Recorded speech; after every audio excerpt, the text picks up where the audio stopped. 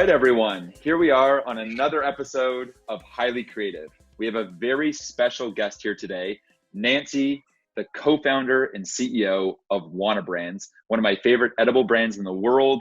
She started 10 years ago in Colorado, so she's a serious OG here.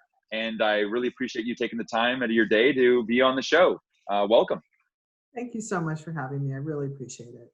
Of course. No, I appreciate you making the time. So to kind of dive in here, I think you have a really inspiring story and would love the folks that are listening in today to learn a bit from the legend herself. You know, the thing that's funny about my story is that it actually doesn't start out being inspiring at all. And I often joke with people when they ask me about, my backstory, that I need to come up with a better backstory because there's so many people in the industry who got into the industry for just amazingly wonderful reasons. They had a loved one who was helped by the use of cannabis, or they had a strong push towards social justice and equity issues. My situation is kind of interesting. I sometimes call myself the accidental cannabis entrepreneur because when I first co-founded Wana 10 years ago, I was thinking that like, wow, this is such an incredibly cool business opportunity. And I was very experienced with cannabis, but really not on the medicinal side at all. I really only knew it recreationally. And while I certainly believed that people were getting medical benefit from it, it really wasn't until I had that direct visceral experience of people emailing me and telling me what a difference our products were making in their life. And it was just this enormous wake-up call that I had really stumbled into a way to make this huge difference in the world and to be part of something that is truly disruptive in the very positive sense of being disruptive.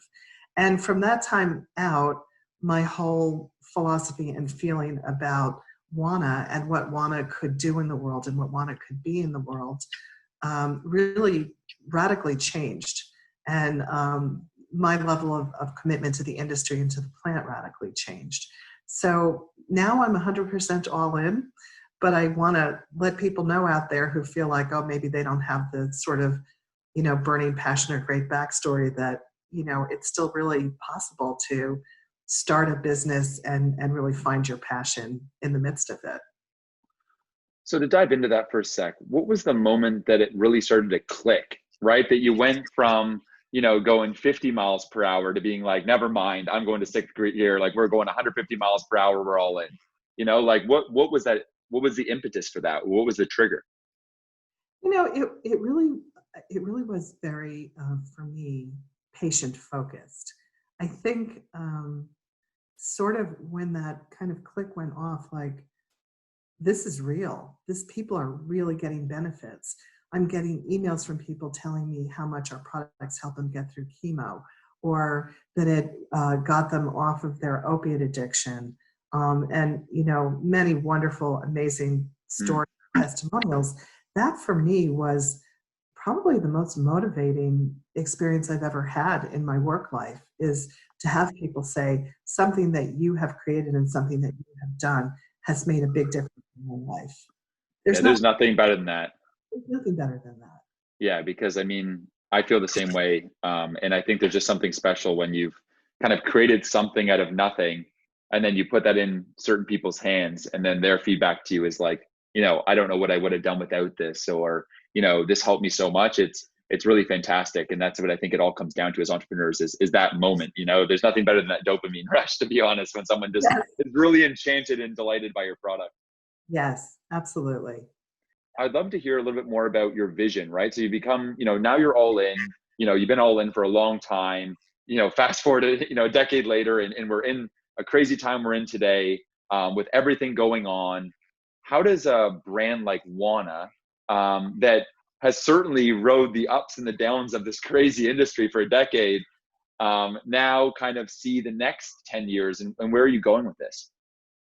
Yeah, that's a great question. And there's a variety of different ways that I could answer that, from sort of a pure business level to more of sort of a philosophical and spiritual level, if you will. Let me Let's start. start with the philosophical if we can. Okay. Well, and they should be interwoven, and they are Yeah, interwoven. for sure. So maybe I can almost address them both together. As we were chatting a little bit before we actually started recording, I was sharing with you that Wana's tagline is "Enhance Your Life." And we chose that tagline very specifically and deliberately because what we really felt was that cannabis does not need to be the center of everybody's life, but it can be a way to enhance many people's lives. On the health and wellness or medical side of it, obviously we all know about people using cannabis in many ways to help with sleep, anxiety, pain, not to mention extremely serious medical conditions. And then more on the recreational side of it, many of us find cannabis to be a really great way to enhance their life just by helping them deepen the enjoyment of things that they already love to do. So we started with that kind of as our guiding philosophy. And it actually guides a lot of stuff, including how we're thinking about the world during and hopefully soonish post-COVID. But what I would say is that, from a business point of view, our objective is to really create a portfolio of products that allows people to have a very curated, specific experience with cannabis. And for us, that means having a range of product formats, everything from edibles to vapes to capsules. It means having a range of indica sativa hybrid. We have 4 different CBD THC ratios, plus a separate company, Wana Wellness, that just does CBD-only hemp products. It means having a variety of onset and offset options for people. And then our new product development is really very focused on innovation around areas that make products work most effectively. So really working very hard on adding other functional ingredients, adding other rare cannabinoids, working with best-in-class technology partners. We're constantly scouring the universe for really the best people we can partner with that will enable us to have a portfolio of products that really just create wonderful experiences and effective experience. I love that. So the core kind of ethos and sort of guiding principle seems to be this concept of, one is here to enhance your life. And I really resonate with that. I think that my kind of personal philosophy around cannabis, among many, is that it's an amazing ingredient to a vibrant life. But it's not to say that it's the only ingredient in a vibrant life, right? Like you may do yoga and live a vibrant life and be awesome, and cannabis may just bring it up that little 2 to 5% more, right? But it's not to say that cannabis is the reason I am who I am or something like that, right? Yeah. So I resonate with the general mission and I really respect it.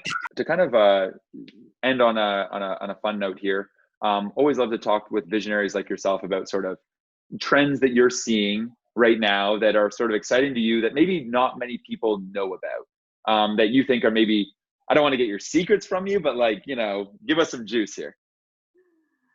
Oh, trends. Okay. So, because of this particular part of the industry that we're in, I do tend to focus more on trends that are impacting infused products companies, as opposed to, cultivation or dispensaries or whatever.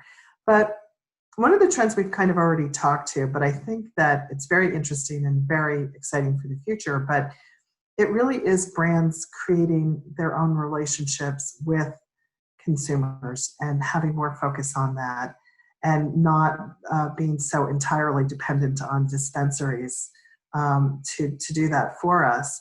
And there's lots of for that. Everything from your marketing strategies to education and training and all of that.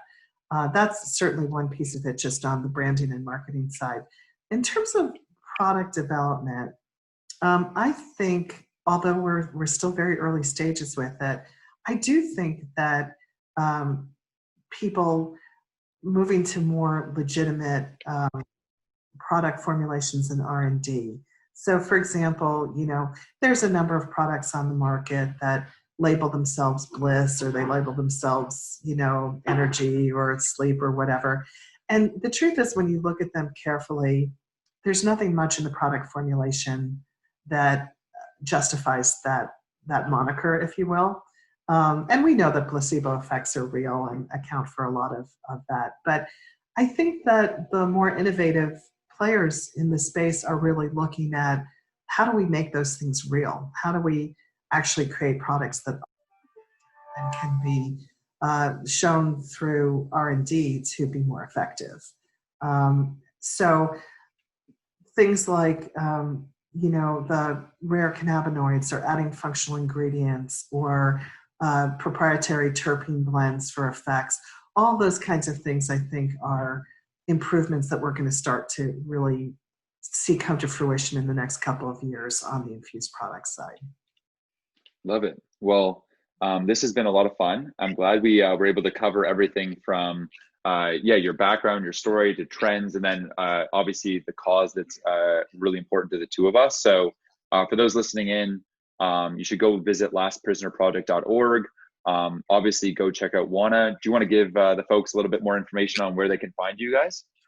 Sure. Easiest is our website. It's www.wanabrands.com. Our hemp CBD Wana site is www.wanawellness.com. Awesome. Well, I really appreciate your time here today, Nancy. I hope you and the family and the team there at Wana will stay safe, happy, and are well. And looking forward to seeing the exciting launches you have going on this year. And thanks so much for your time. Thank you. Really appreciate it. Amazing.